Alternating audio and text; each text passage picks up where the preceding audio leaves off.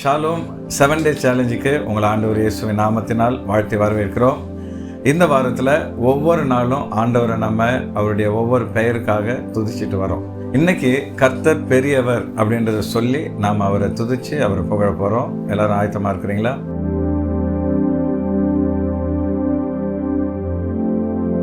முதல்ல கர்த்தர் ஒருவரே மெய்யான தேவன் அப்படின்றத சொல்லி நாம் அவரை துதிக்க போகிறோம். நானே கர்த்தர், என்னை என்று வேறொருவர் இல்லை அப்படின்னு சொல்லி ஆண்டவர் வேதத்தில் சொல்லியிருக்கிறத பார்க்குறோம். அதனால் நம்ம எல்லாரும் கண்களை மூடி அப்பாவை துதிப்போம். நல்ல தகப்பனே, இந்த உலகத்தில் மனிதர்கள் பல தெய்வங்களை வணங்கினாலும் நீர் ஒருவரே மெய்யான தேவனாக இருப்பதற்காக நாங்கள் துதிக்கிறோம். உம்மையன்றி வேறு தேவர்கள் இல்லை என்று சொல்லப்பட்டது போல கர்த்தாவே, நீர் எல்லா தெய்வங்களிலும் மேலான தேவனாக இருப்பதற்காக உம்மை மகிமைப்படுத்துகிறோம்.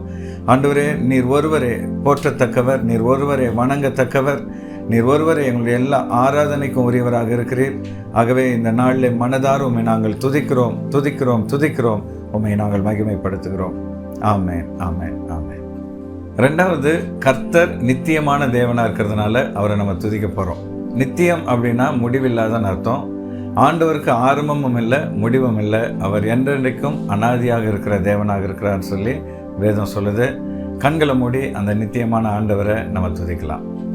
ஆண்டவரே, நீர் ஆரம்பமும் முடிவும் இல்லாத தெய்வமாக இருப்பதற்காக உம்மை நாங்கள் துதிக்கிறோம். கர்த்தாவே, நீர் என்றென்றும் நித்தியமான தேவனாக இருக்கிறீர். நீர் அழிவற்ற தெய்வமாக இருக்கிறீர். ஆகவே எங்கள் உள்ளத்தின் ஆழத்திலிருந்து உம்மை நாங்கள் மகிமைப்படுத்துகிறோம்.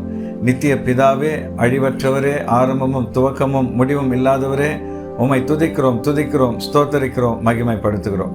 நீர் ஒருவரே உயர்ந்திருப்பீராக, நீர் ஒருவரே மகிமைப்படுவீராக. ஆமென், ஆமென், ஆமென்.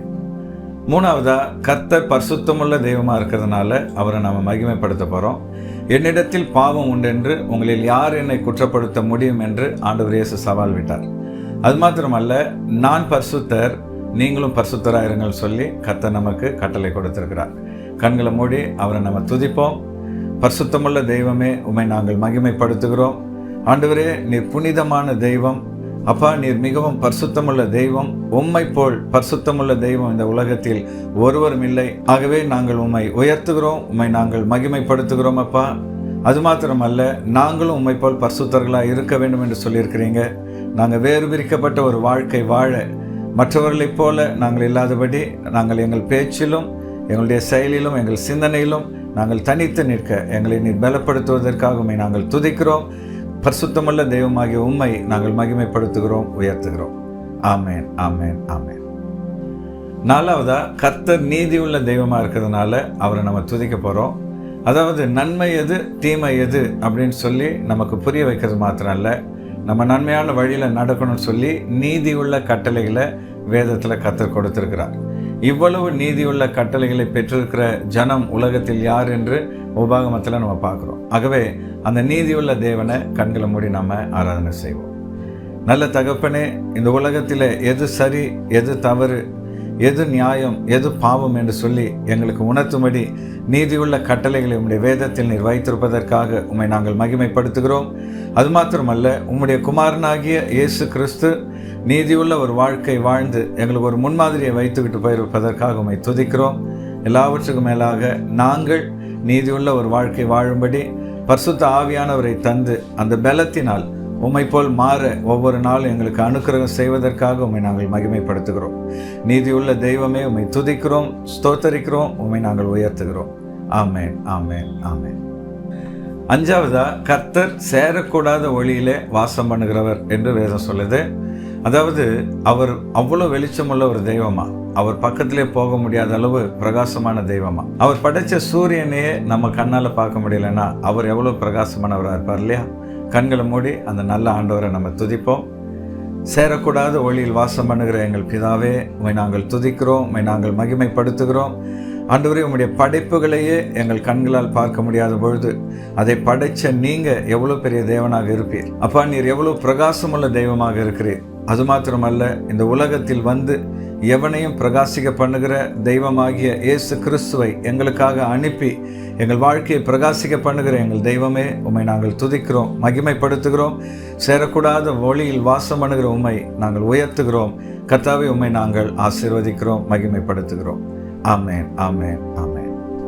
ஆறாவதா கர்த்தர் மாறாத தெய்வம் அப்படின்னு சொல்லி வேதம் சொல்லுது. பைபிளை நம்ம பார்க்குறோம், இயேசு கிறிஸ்து நேற்றும் இன்றும் என்றும் மாறாதவராக இருக்கிறார். இந்த உலகத்தில் எல்லாமே கான்ஸ்டண்ட்டாக மாறிக்கிட்டே வருது. ஒவ்வொரு நொடியும் ஒவ்வொரு நிமிஷமும் மனுஷங்க மாறுறாங்க, சூழ்நிலைகள் மாறுது. ஆனால் நாம் ஆராதிக்கிற ஆண்டவர் மாறுகிற தெய்வம் இல்லை. கண்களை மூடி நாம் அவரை துதிப்போம், அவரை மகிமைப்படுத்துவோம்.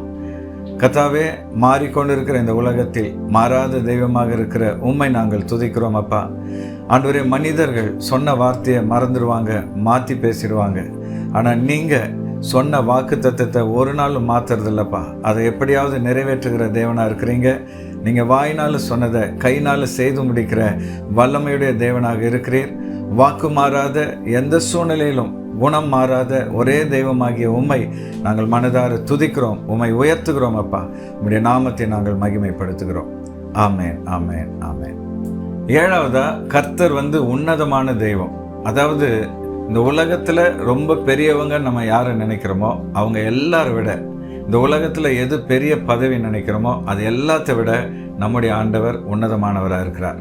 அதனால தான் ஆபிரகாம் உன்னதமான கர்த்தருக்கு முன்பாக என் கையை விரிக்கிறேன்னு சொல்லி வேதத்தில் சொல்கிறார். கண்களை மூடி உன்னதமான அந்த தேவனை நம்ம மகிமைப்படுத்துவோம். ஆண்டவரே, இந்த உலகத்தில் எவ்வளோ மனுஷங்க ரொம்ப பெரியவங்க நாங்கள் நினைக்கிறோம், சில பதவிகள் ரொம்ப பெருசு நாங்கள் நினைக்கிறோம். ஆனால் எந்த மனுஷர்களையும் விட, எந்த பதவியும் விட நீங்கள் உன்னதமான தேவனாக இருப்பதற்காக உங்களை நாங்கள் மகிமைப்படுத்துகிறோம். ஆபிரகாம் உங்களுக்கு முன்பாக கைகளை விரித்து உம்மை உயர்த்தினது போல ஆண்டவரே, எங்கள் கைகளை விரித்து உம்மை நாங்கள் ஆராதிக்கிறோம், உம்மை மகிமைப்படுத்துகிறோம். நீர் ஒருவரே உன்னதமான தேவன், நீர் ஒருவரே உன்னதங்களில் வாசம் பண்ணுகிற தேவன். அப்படிப்பட்ட நல்ல ஆண்டவர் நாங்கள் கூப்பிடும் பொழுது அருகில் வருகிறவராக இருக்கிறீர். அதற்காக உம்மை மகிமைப்படுத்துகிறோம். உன்னதமான எங்கள் தேவனே, உம்மை நாங்கள் துதிக்கிறோம், மகிமைப்படுத்துகிறோம், உயர்த்துகிறோம். ஆமேன், ஆமேன், ஆமேன். நம்ம ஆராதிக்கிற ஆண்டவர் மகா பெரிய தேவனாக இருக்கிறார். அவருக்கு சமமாக இந்த உலகத்தில் ஒருத்தருமே இல்லை. அந்த நல்ல ஆண்டவரை நம்ம எவ்வளவா துதிக்கிறோமோ, மகிமைப்படுத்துகிறோமோ, அந்தளவு அவருடைய பிரசன்னம் நம்மளை சூழ்ந்து கொள்ளும். ஒவ்வொரு நாளும் காலையில் அப்பாவை நீங்கள் துதித்து மகிமைப்படுத்தும் பொழுது அவர் உங்கள் கூடவே இருந்து உங்கள் வாழ்க்கையில் பெரிய வெற்றியை தந்து உங்களை ஆசீர்வதிப்பார். இந்த 7 Day சேலஞ்ச் உங்களுக்கு ஆசீர்வாதமாக இருந்திருக்குன்னு சொல்லி நான் விசுவாசிக்கிறேன். இது உங்களுக்கு ஆசீர்வாதமாக இருந்தால் நீங்கள் லைக் பண்ணுங்கள். இன்றைக்கி சொல்லப்பட்ட ஆண்டவருடைய குணத்தில் உங்களுக்கு ரொம்ப பிடிச்சது எதுன்னு சொல்லி கமெண்ட் பண்ணுங்கள். எல்லாத்துக்கும் மேலே உங்களுக்கு தெரிஞ்ச நண்பர்கள், உறவுகளுக்கு ஃபார்வர்ட் பண்ணுங்கள். நிச்சயமாக அவங்களும் ஆசீர்வதிக்கப்படுவாங்க. கர்த்தரும் உங்களை ஆசீர்வதிப்பார். Thank you and God bless you.